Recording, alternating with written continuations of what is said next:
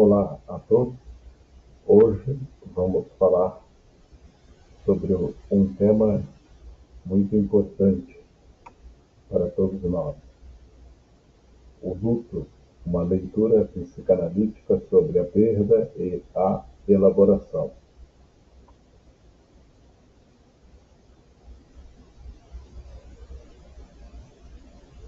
Quando falamos de luto, é impossível não recorrer a Freud. Em 1917, ele escreve um texto fundamental chamado Luto e Melancolia, que até hoje nos ajuda a compreender a experiência da perda. Freud faz uma distinção essencial entre o que ele chama de luto normal e a melancolia. No luto, quando perdemos alguém amado, ou mesmo uma ideia, um projeto, uma fase da vida, sentimos que o mundo ao nosso redor se empobrece. Tudo parece vazio, sem cor, sem sentido. É como se o mundo tivesse perdido a sua vitalidade. No entanto, nesse processo, apesar da dor, a pessoa mantém sua autoestima preservada. Ela sofre, chora, sente saudade, mas sabe o que perdeu e, pouco a pouco, vai elaborando esse vazio. Já na melancolia, a situação é mais complexa. Aqui, não é apenas o mundo que se torna pobre e vazio, mas o próprio eu. O sujeito sente como se tivesse perdido a si mesmo. A dor é tão intensa que atinge a própria identidade. A autoestima é profundamente afetada. Surgem sentimentos de indignidade, de inutilidade, de autodepreciação. Freud diz que, na melancolia, a sombra do objeto perdido cai sobre o eu. Ou seja, a pessoa não consegue diferenciar o que é perda do outro e o que é perda de si mesma. Essa distinção é muito importante porque nos mostra que o luto, por mais doloroso que seja, é um processo necessário e saudável. Ele exige tempo, exige trabalho psíquico. Freud chama esse processo de trabalho de luto.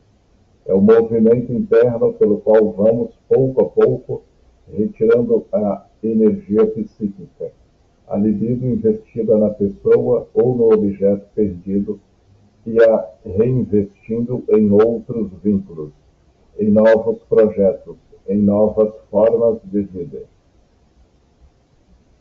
Mas esse processo não acontece de um dia para o outro. O luto não pode ser apressado, ele precisa ser vivido, atravessado, elaborado. Cada sujeito tem seu tempo e sua maneira de elaborar a perda. E quando esse processo não se dá, quando a energia fica aprisionada no objeto perdido, corremos o risco de cair em estados de melancolia, de depressão profunda, de fixação no sofrimento. Freud nos ensina então que o luto é uma tarefa da psique. Ele não é apenas uma emoção passageira, mas um trabalho, uma elaboração, uma travessia. E se esse trabalho for respeitado, por mais doloroso que seja, ele nos abre a possibilidade de voltar a investir na vida, de reencontrar sentido, de transformar a ausência em memória viva.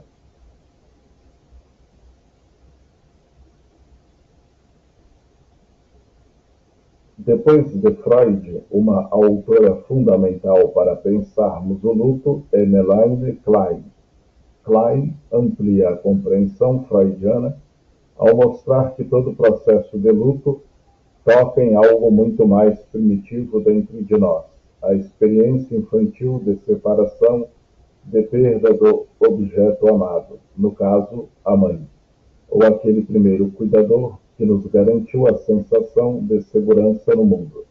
Para Klein, quando vivemos uma perda significativa na vida adulta, não sofremos apenas pelo que perdemos no presente, mas também porque essa perda reativa no inconsciente nossas experiências mais arcaicas de ausência, frustração e separação.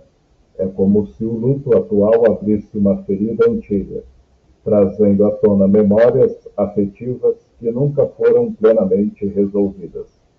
Klein descreve algo que ela chama de posição depressiva. Essa posição é um momento crucial no desenvolvimento emocional. O bebê começa a perceber que a mãe, que antes era sentida como boa e perfeita, também pode ser frustrante, ausente, insuficiente. Surge então uma dor intensa, o medo de ter destruído, em sua fantasia, aquilo que mais ama. É nesse momento que o bebê começa a elaborar a ambivalência. Perceber que o objeto amado é, ao mesmo tempo, bom e mau, presente e ausente. No luto adulto, algo semelhante acontece. Somos atravessados por essa dor ambivalente. Sentimos raiva por perder, mas também amor e saudade. E o desafio é exatamente este: suportar a dor sem destruir internamente o objeto perdido, ou seja, conseguir manter dentro de si a experiência de amor, mesmo diante da ausência. É aqui que entra o conceito de reparação simbólica. Para Klein, elaborar o luto significa encontrar formas de reparar internamente a perda, preservando a experiência amorosa. Isso pode se dar através da memória, de rituais, de homenagens, da continuidade de valores ou gestos herdados daquele que partiu. A reparação não elimina a dor, mas permite que ela seja transformada em algo que dá sentido e continuidade à vida. Assim, quando Freud falava no trabalho de luto como processo de desinvestimento libidinal do objeto perdido, Klein nos mostra que o luto envolve também a capacidade de manter vivo o objeto amado dentro de nós, não de forma destrutiva, mas como uma memória integrada, capaz de gerar novos vínculos e preservar o amor. Portanto, para Klein, atravessar o luto é um exercício de amadurecimento psíquico profundo, exige tolerar a dor, aceitar a ambivalência e transformar a ausência em presença simbólica. É reconhecer que o que foi perdido não pode ser recuperado no real, mas pode ser preservado no simbólico, naquilo que deixamos viver em nós como experiência de amor.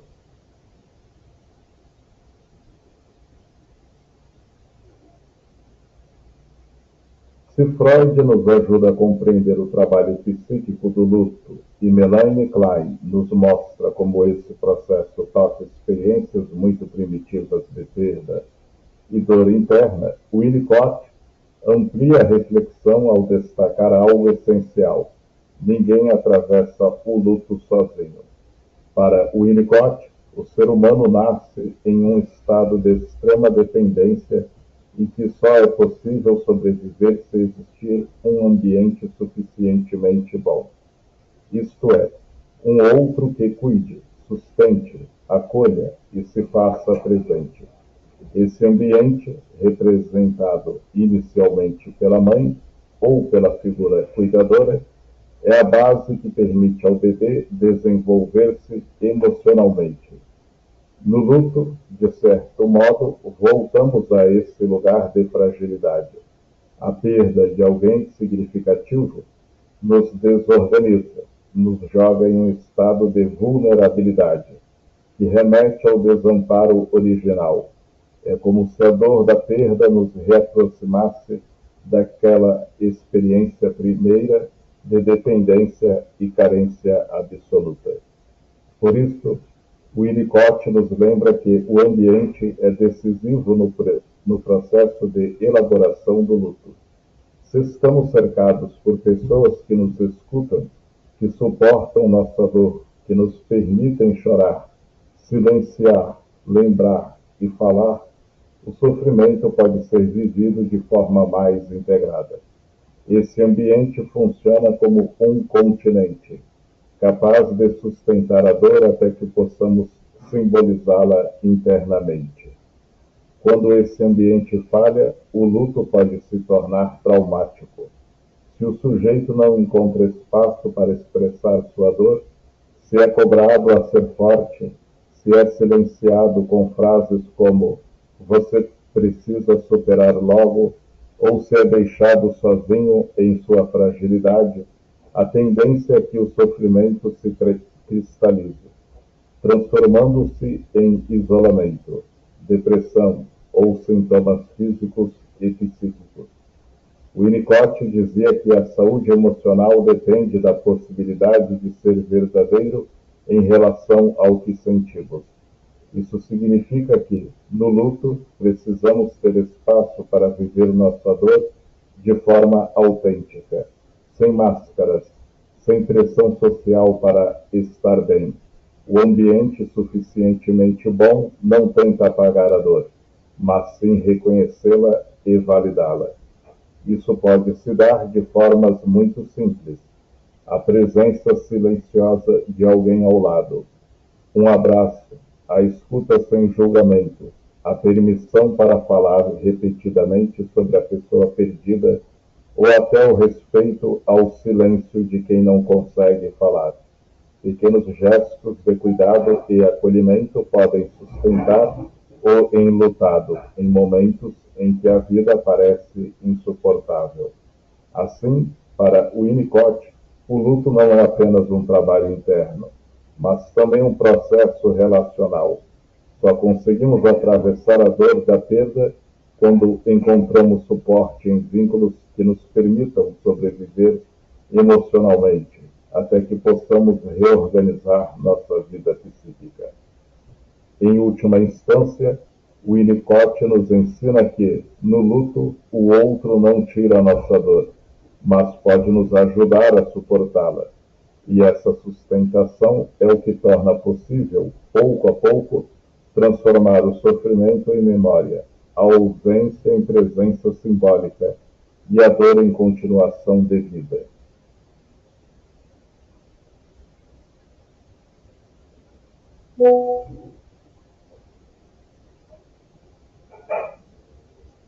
Vivemos tempos em que a dor e a perda parecem não ter mais espaço para existir.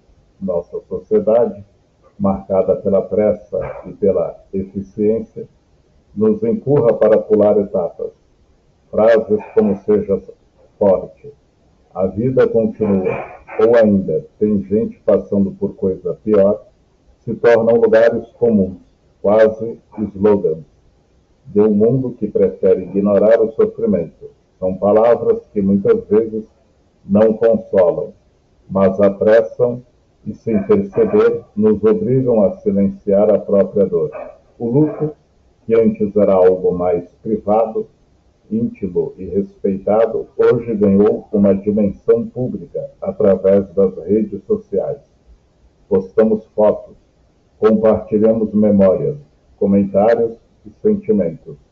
Essa exposição, paradoxalmente, traz consigo uma cobrança. O luto precisa ser bem comportado, bonito, compartilhado, transformado, transformando o que é um processo profundamente pessoal em um espetáculo social. O sofrimento se torna público, mas ao mesmo tempo cobrado, julgado, medido. Há um senso sutil de que devemos mostrar dor, mas não transbordar, chorar, mas apenas discretamente, sorrir, mas não cedo demais. Ao mesmo tempo, a dor passou a ser cada vez mais medicalizada. O que é um processo humano, natural e necessário, começa a ser rotulado como doença ou transtorno, e frequentemente tratada apenas com remédios ou intervenções técnicas. A tristeza, o vazio, a saudade que fazem parte do percurso de quem perde são transformados em sintomas a serem corrigidos rapidamente, sem respeitar o ritmo singular de cada pessoa. É como se o luto precisasse ser domesticado, controlado, administrado. Essa aceleração e a negação da dor têm efeitos profundos. Ela impede que a perda seja realmente integrada à vida, que a ausência seja compreendida e elaborada, sem o devido espaço para sentir. O luto se transforma em algo silencioso e invisível, mas não menos intenso. Pode se manifestar na ansiedade, na insônia, na irritabilidade ou em dores físicas. É como uma corrente subterrânea invisível para o mundo, mas ativa dentro de nós. O desafio do luto é, portanto, resgatar o direito de sentir, de atravessar cada fase sem pressa, sem julgamento, sem culpa. Reconhecer que a dor não é falha ou fraqueza, mas sim parte do amor e da conexão que tivemos com o que foi perdido. É permitir que o luto exista em sua totalidade, em sua intensidade, em seu silêncio, em sua memória e, aos poucos, em sua transformação. A psicanálise, nesse contexto, nos oferece um caminho possível, um espaço de escuta profunda, de acolhimento verdadeiro, onde cada sensação, cada lembrança, cada lágrima pode ser nomeada e elaborada. Um lugar onde o luto deixa de ser apenas aceleração ou negação e se transforma em experiência significativa de vida, memória e cuidado consigo mesmo.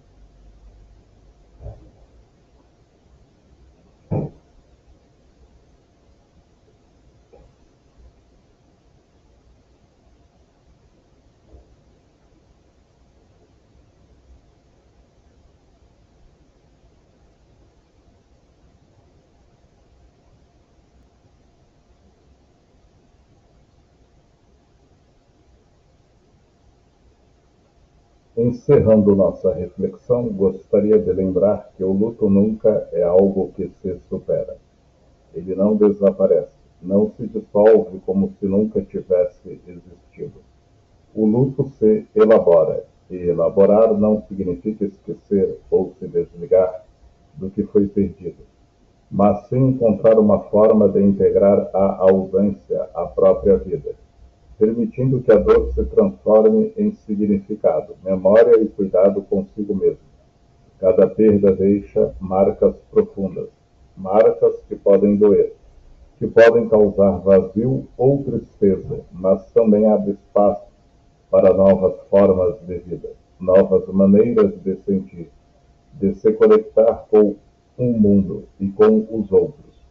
O luto nos ensina sobre a fragilidade, sobre a finitude, mas também sobre a resiliência, a memória e a possibilidade de amar de novas maneiras. É essencial humanizar este processo, permitir-se sentir o que precisa ser sentido, dar lugar ao choro, à saudade, à raiva, à conclusão, à confusão, à solidão. Cada emoção tem seu valor, cada momento de tristeza é legítimo. Não há pressa, não há cronômetro, não há fórmula mágica. Existe apenas o respeito ao ritmo próprio de cada um e a permissão para atravessar a dor com consciência e compaixão por si mesmo. Quero, por fim, expressar minha gratidão a todos vocês que dedicaram este tempo para refletir, ouvir e sentir comigo sobre um tema tão delicado e essencial. O luto nos conecta à humanidade que compartilhamos, e falar sobre ele é também uma forma de criar acolhimento, empatia e cuidado, que possamos levar daqui a lembrança de que sentir a dor não nos enfraquece, pelo contrário, nos torna mais conscientes, mais humanos e mais capazes de viver com profundidade cada momento da vida. Muito obrigado.